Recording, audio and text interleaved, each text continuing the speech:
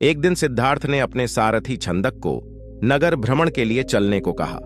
छंदक ने तुरंत राजकुमार के प्रिय घोड़े कंठक को तैयार किया। उस पर राजकुमार को सवार कराकर वह नगर भ्रमण के लिए चल पड़ा। राजा शुद्धोधन ने ऐसा प्रबंध कराया था कि राजकुमार को मार्ग में काय करुणाजनक दृश्य दिखाई न दे, ताकि उसके मन में विरक्ति की भावना उत्पन्न न हो। जिस मार्ग से उन्हें जाना था उसे स्वच्छ करके सजाया गया था। उस मार्ग पर दोनों ओर सुंदर सुंदर लड़के लड़कियां खड़े थे। जब सिद्धार्थ उनके पास से गुजरते तो वे उन पर फूल बरसाते। कहीं दुख या कष्ट का नाम भी दिखाई नहीं दे रहा था। राजकुमार सिद्धार्थ भी उस समय प्रसन्न दिखाई दे रहे थे। एकाएक उनकी दृष्टि कहीं दूर उठ गई। एक झुकी हुई कमर वाला वृद्ध व्यक्ति उन्हीं की ओर चला आ रहा था। उसका मुंह झुर्रियों से भरा हुआ था, आंखें अंदर को ढंसी हुई थीं, हाथ पैर कांप रहे थे। वह लाठी का सहारा लेकर बड़ी मुश्किल से चल पा रहा था। जरा उधर देखो, छंदक सिद्धार्थ ने उस वृद्ध की ओर संकेत करते हुए कहा, उस आदमी की ओर जिसकी कमर झुकी हुई है। मुझे बताओ कि उसे क्या हो गया है? वह इतना असुंदर क्यों है? वह ठीक से चल क्यों नहीं पा रहा? राजकुमार, छंदक ने उत्तर दिया, वह व्यक्ति बूढ़ा हो गया है। उसकी आयु अधिक हो गई है। अधिक आयु हो जाने पर व्यक्ति ऐसा ही हो जाता है। तो क्या आयु अधिक हो जाने पर मैं और यशोधरा भी ऐसे ही हो जाएंगे? सिद्धार्थ ने चिंतित स्वर में पूछा। हम भी बूढ़े हो जाएंगे, हम भी असुंदर हो जाएंगे, हम भी ठीक से नहीं चल पाएंगे। सच यही है राजकुमार, छंदक ने उत्तर दिया। ऐसा सभी के साथ होता है। बूढ़ा हो जाने पर मनुष्य की यही दशा होती है। शरीर इसी प्रकार कमजोर और असुंदर हो जाता है। सिद्धार्थ की सारी प्रसन्नता छू मंतर हो गई। उन्होंने छंदक को महल लौट चलने की आज्ञा दी। जब सिद्धार्थ अपने महल पहुंचे तो उन्होंने यशोधरा को अपनी प्रतीक्षा करते हुए पाया। उन्हें उदास देखकर यशोधरा ने पूछा, क्या बात है स्वामी, क्या आप थक गए हैं? नहीं यशोधरा, सिद्धार्थ ने एक लंबी सांस लेकर उत्तर दिया, मैं थका हुआ नहीं हूं। बात यह है कि आज मैंने एक ऐसे व्यक्ति को देखा जो बहुत कमजोर था। उसका पूरा शरीर कांप रहा था, उसकी आंखें झुकी हुई थीं और वह असुंदर हो गया था। छंदक कहता है वह बूढ़ हो चुका है। बूढ़ा हो जाने पर ऐसा ही होता है। यह देखकर मेरा मन उदास हो गया। इस प्रकार तो मेरी दशा भी आगे चलकर ऐसी ही हो जाएगी। आप व्यर्थ ही दुखी हो रहे हैं।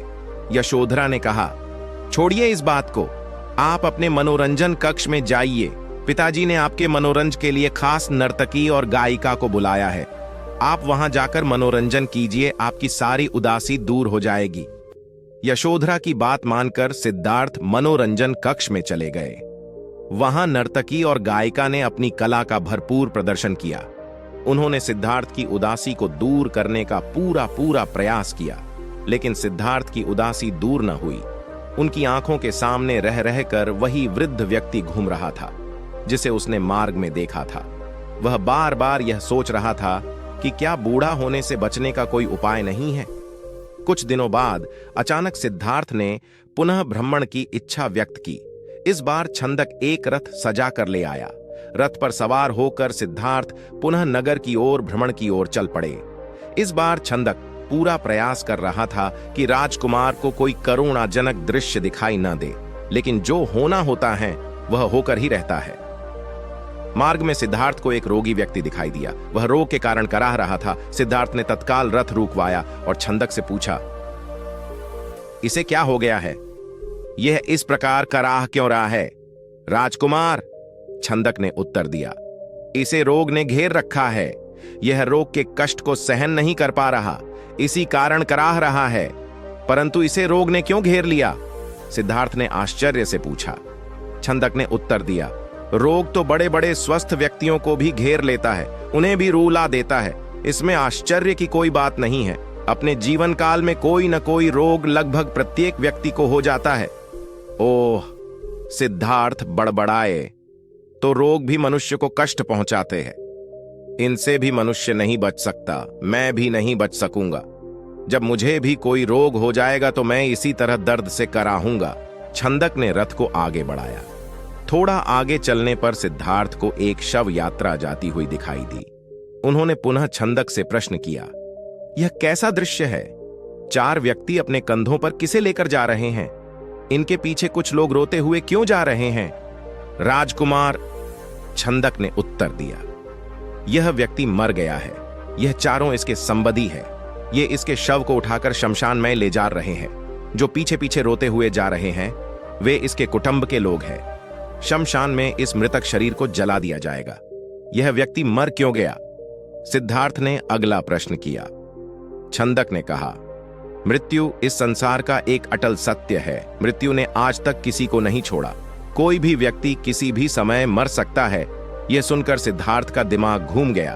वह ठंडी सांस लेकर सोचने लगे, क्या इसी को जीवन कहते हैं, जिसमें मनुष्य को तरह तरह के रोग घेर लेते हैं, जिसमें कभी भी मृत्यु का आगमन हो सकता है।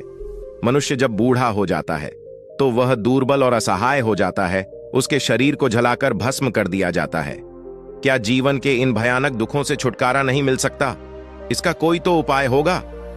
सिद्धार्थ मन ही मन ऐसा सोच रहे थे कि तभी उन्हें एक सन्यासी दिखाई दिया। उसने भगवा वेश धारण कर रखा था। साधना और तपस्या के कारण उसका मुखमंडल चमक रहा था। उसके होंठ मुस्कुरा रहे थे। सिद्धार्थ को वह संसार का सबसे प्रसन्न व्यक्ति दिखाई दिया। उन्होंने पूछा, छंदक, ये स्वस्थ और तेजस्वी व्यक्ति कौन है? छंदक ने उत्तर दिया, यह एक सन्यासी है। इसने संसार के सभी सुख त्याग रखे हैं। इसने संयम द्वारा अपनी इंद्रियों को वश में कर रखा है। यह अपने ईश्वर की तपस्या साधना करता है, इसलिए यह स्वस्थ, निरोग व सुंदर है। तपस्या के कारण ही इसका मुखमंडल चमक रहा है। सिद्धार्थ को जैसे अपने सभी प्रश्नों के उत्तर मिल गए। वह एकदम शांत हो गए। उस सन्यासी के दर्शन मात्र से ही उसके मन का सारा क्लेश दूर हो गया। उसने मन ही मन सोचा, रोग, बुढ़ापा तथा जन्म मरण के कष्ट से छुटकारा पाने का उपाय संयम, त्याग तथा तपस्या है। जीवन का सार सत्य की खोज करना है। संसार के सभी सुख नकली है। मैं अब इन झूठे सुखों में नहीं फंसूंगा। मैं उस तेजस्वी सन्यासी की तरह बनूंगा। रथ अपने पूरे वेग से दौड़ता रहा और उससे भी अधिक वेग से दौड़ता रहा सिद्धार्थ का मन। उसे बार बार उस सन्यासी का ध्यान आता था।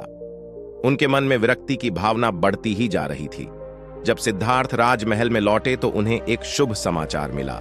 यशोधरा ने स्वस्थ व सुंदर पुत्र को जन्म दिया था।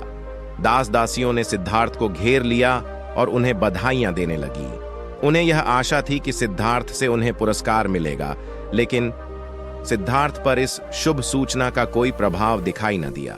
चारों ओर हर्ष का सागर लहरा रहा था। पूरे राजमहल में बधाइयों के स्वर गूंज रहे थे। वहां राजा शुद्धोधन व रानी प्रजावती तो प्रसन्नता से पागल हुए जा रहे थे।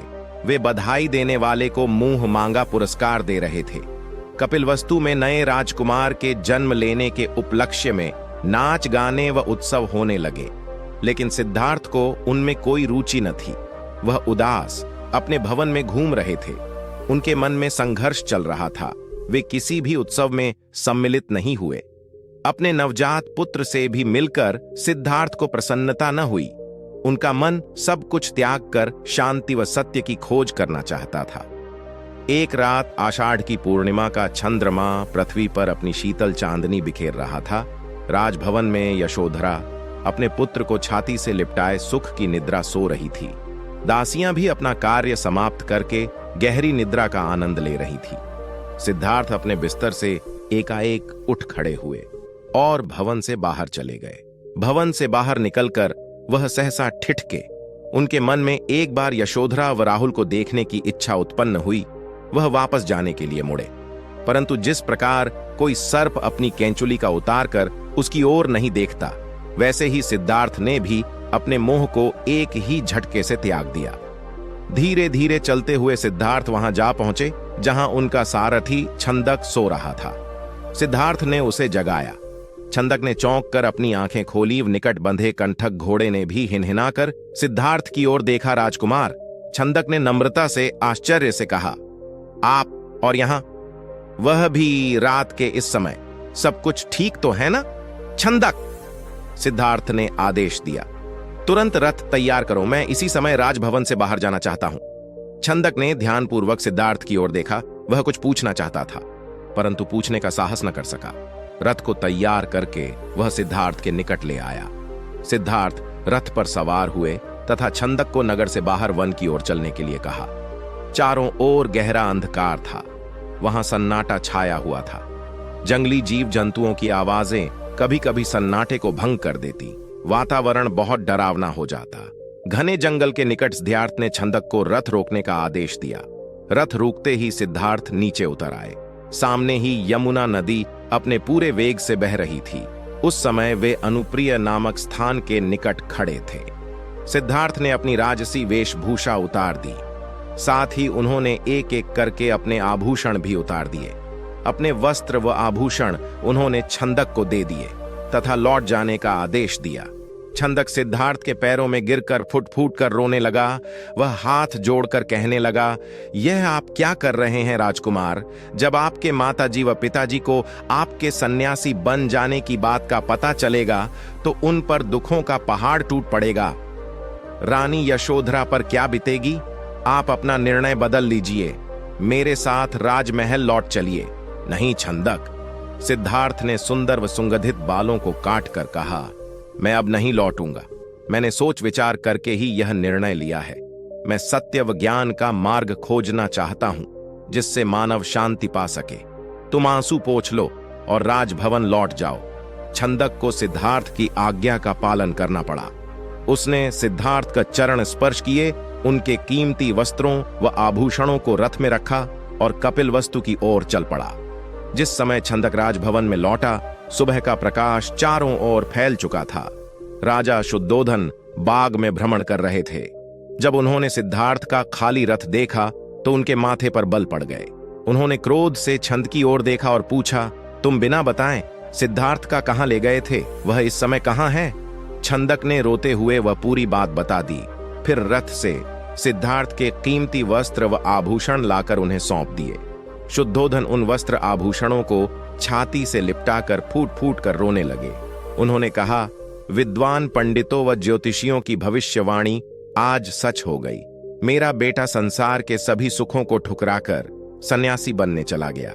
रानी प्रजावती को जब इस बात की सूचना मिली तो वह पछाड़ खाकर गिर पड़ी।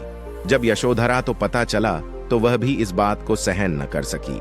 वह विलाप करने लगी, हैं स्वामी, तुम बिना कहे ही घर छोड़कर चले गए। मुझसे कम से कम एक बार मिल तो लेते। क्या मैं इस योग्य भी नहीं थी? क्या तुम्हें अपने छोटे से पुत्र का भी धन नहीं आया? कम से कम उससे तो मिलकर जाते। इसके बाद यशोधरा ने भी राजसी वेशभूषा उतार फेंकी। केवल सुहाग चिन्हों को छोड़कर उसने सभी आभूषणों का त्याग कर दिया। वह साधारण भोजन करती तथा पृथ्वी पर सोती। उसकी यह दशा देखकर प्रजावती बहुत दुखी होती। वह यशोधरा को छाती से लगाकर रो पड़ती और अपने स्वास्थ्य का ध्यान रखने के लिए कहती, यह तेरे खेलने खाने की आयु है बहू। वे यशोधरा से कहती, परंतु तूने तो सिद्धार्थ की तरह ही संसार के सभी सुख छोड़ दिए। क्या यह ठीक है? इस तरह रहने से क्या तुम बीमार नहीं पड़ जाओगी? तब राहुल की देखभाल कौन करेगा? माताजी यशोधरा उत्तर देती, मेरे पति अब सन्यासी बन चुके हैं। वे पृथ्वी पर शयन करेंगे तथा जंगली फूल फलों का भोजन करेंगे। ऐसे मैं भला राजभवन में सुख के साथ कैसे रह सकती हूँ? आप कृपया दुखी न हो, राहुल में ही इसके पिताजी की छवि को देखें। इससे आपको शांति मिलेगी। प्रजावती राहुल को छाती से लिपटाकर रो पड़ी। सिद्धार्थ के चले जाने के बाद कपिलवस्तु का हर व्यक्ति उदास हो गया। राजमहल में तो दुख का साम्राज्य ही स्थापित हो गया। ऐसे में केवल नन्हे राहुल की लिकारियां ही राजमहल में गूंजती तथा सबका मन बहलाती। मैं आशा करता हूं कि आपको यह वीडियो अच्छा लगा होगा। कमेंट में नमो बुद्धा जरूर लिखें और चैनल को सब्सक्राइब जरूर करें। तो मिलते हैं अगले वीडियो।